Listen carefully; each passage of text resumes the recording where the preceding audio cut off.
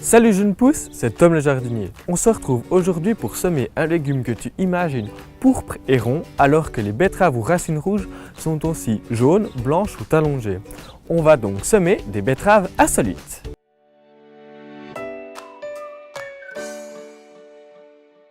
En semant tes betteraves, tu auras davantage le choix pour des variétés étonnantes. Les betteraves ou racines rouges à racines sphériques, les variétés d'été sont les plus connues comme la rouge noire d'Égypte, une variété très ancienne qui a fait ses preuves. Elle pousse en partie au-dessus du sol. Pour la conservation une bonne partie de l'hiver, je te conseille les variétés allongées dont la racine croît entièrement sous terre, comme la crapaudine, une ancienne variété également à la peau craquelée. J'aime bien surprendre mes amis avec des variétés originales, des betteraves blanches, Albina verduna ou Chioggia, une variété rayée, ou jaune avec les Bursby Golden. Sème après les gelées. Quelle que soit sa forme et sa couleur, la betterave pousse plus facilement au soleil et en sol riche et léger. Entre avril et juin, c'est le meilleur moment pour les semer. Les jeunes betteraves sont sensibles au froid. Attends la fin des gelées printanières dans ta région.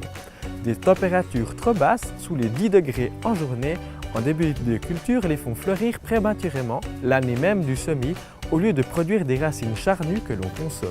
Elles poussent bien entre les choux, les laitues et les oignons, je l'ai constaté, mais évite de la semer près des épinards. Je n'ai jamais eu de belles betteraves quand ils sont voisins.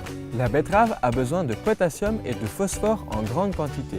Environ 15 jours avant le semis, mélange à la terre de ton jardin de la cendre, celle de ta cheminée par exemple, ou des tourteaux de ricin, environ 10 g par mètre carré, à l'endroit prévu pour le semis. La betterave aime les sols fermes.